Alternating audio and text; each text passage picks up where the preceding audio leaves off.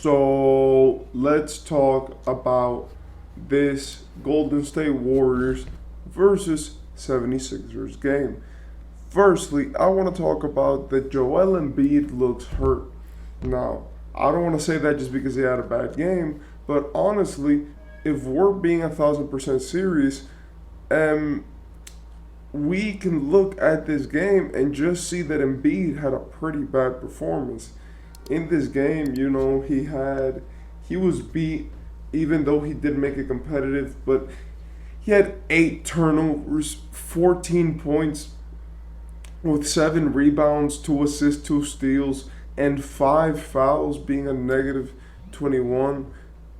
So through all of this game, right, really the Sixers were relying on their depth, on Patrick Beverly, which actually played pretty well, even though he shot inefficiently. If you saw what he was doing, he was playing his heart out there, and I know that that's stereotypical. Kelly Oubre was actually playing amazingly around the rim and finishing a lot of tough shots. Jaden Springer just had a game out of nowhere where he dropped 10 points, and he had, a lot, like 5 rebounds, 4 steals, and 2 assists. And finally, we had some guys like Tobias Harris, which were carrying this team, like Tobias and Fragman Korkmaz, were really, putting the team on their back in that way. So when we look at this win, what we could see is the fact that Philly was just up there in terms of the time. It's obvious that Tyrese Maxey's out right now, so Philly's trying to do without him, and they've done very well without him, and I must say, because they almost beat the Nuggets, and they made it close with the Warriors. It's just that in the end, they went on a run, and the Warriors actually looked like the Warriors again, but I'll speak more on that later. And for Philly, I do just want to say that this was a good game if you're Philly. When your best player had the worst game he's had all season, he had 8 turnovers. He played like trash. It was obvious that the only person who they were sending real defense to was Embiid. And then he still goes, and your team is good enough to get 107 points up, even with Embiid only scoring 14 and Tyrese Maxey not being in the lineup. That means that your team is something that you can rely on, right? Because we saw the other day that Kenny the Jet Smith inside the NBA was talking with Shaq, Chuck, and Ernie, and he basically said, like, hey, if your 3 starting guys could give you 90 points, you need those bench guys to complete the game for you. And with the Sixers, what I see is that since they have such a deep bench unit, and since they have so many guys which can go in and do the dirty work and actually play real minutes, I do believe it stands out for the Sixers the fact that their depth is probably one of the best in the league right now. And truly, I do believe that for Philadelphia, this was probably a game that you wanted to see. The Golden State Warriors, apart from being a team from the Western Conference, right, is now the second team which you face, which has not given you problems when you only run some of your lineup. Obviously, this has more to do with Nick Nurse being a phenomenal coach, and with also him being able to put rotations out there since he knows the entire league. But as much as I do like Philadelphia, I do also think that these wins, these losses need to start being wins. Against Western teams, they are missing players, and because of the absence of some of their guys, they have lost in the standings. Or at least they've, lost the position that they had before. When we look at like the East, they're 5th now, and it mostly has to do with the fact that they're on a 4-game losing streak, and that the Knicks are in an 8-game winning streak. So it's not something sustainable how much they're losing. It mostly has to do with the fact that both their players got injured at the exact same time, and that Joel Embiid actually came out of his injury just to play even when he was doubtful for this game, which is something that I do believe he should have done. But if you're the Sixers, I don't feel like you need to worry a lot. You know, as soon as your stars get right, they're going to come back and do the thing that they were doing. For the Warriors, first, I want to say that the Draymond thing where if he hits two threes, they win. It's still a thing. He hit two threes this game. But I feel like the most telling thing of this game is that the team shot 50, 40, 90. They shot 56% from the field, 44% from three, and 90% from the free throw line as a team. And even though I do know that this is not sustainable, I do want to say that they did this without Klay Thompson, and they did this against one of the best teams in the league in terms of just like contention this season.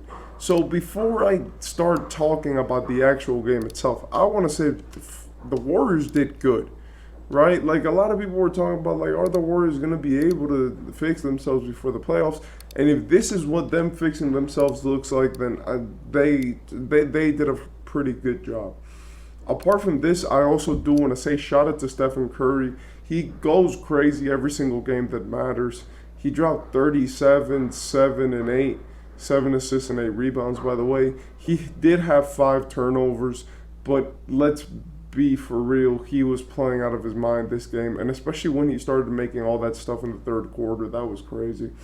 And then Andrew Wiggins, also went crazy. He missed literally 2 shots in the entire game, and he shot, well, with the free throws, he shot 16 in total, and he had 23 points really efficiently.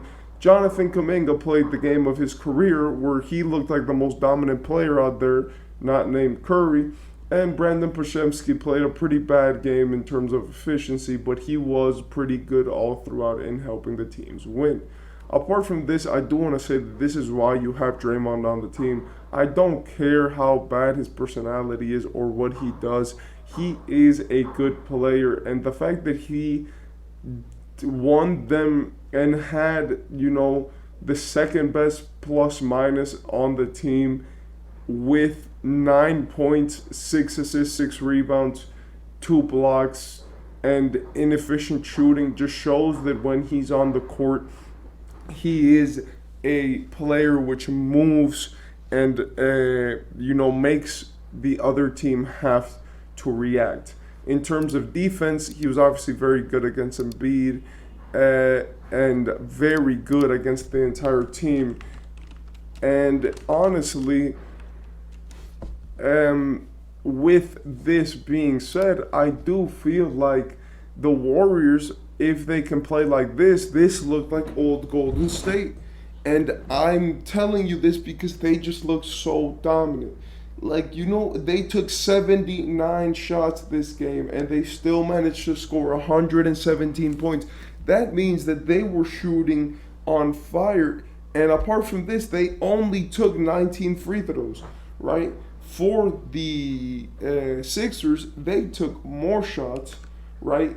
Less threes, but 2 less threes. They took 6 more shots and 2 more free throws and still lost. And the biggest discrepancy in this game were the assists.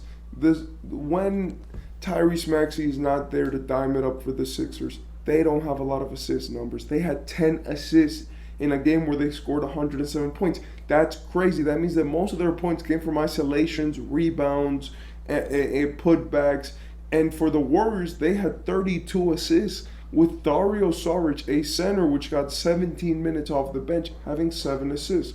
I do want to say shout out to Lester Quinones. He got some minutes this game. He hit it 50% from 3, and I just wanted to say that because I always love when the younger guys who they're trying to develop get some minutes. He hasn't gotten a lot of pull in his career. Obviously, he's new to the league, but I hope that with time he can, become a more, respected name.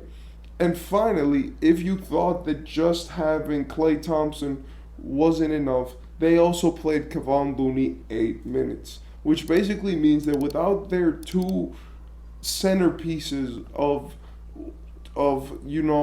their second best player in Klay Thompson, or at least their second best scorer in Klay Thompson, and their best rebounder / center in Kevon Looney, they managed to guard the MVP center in Joel Embiid and still win the game, out rebounding the other team. I do feel like this small ball lineup is working. It's obviously been one game, so I don't want to overstate it. But you guys beat Philly, an extremely good team, even with the injury. You have to feel good about how you played. So yeah, that was this game, and let me know how you feel about it.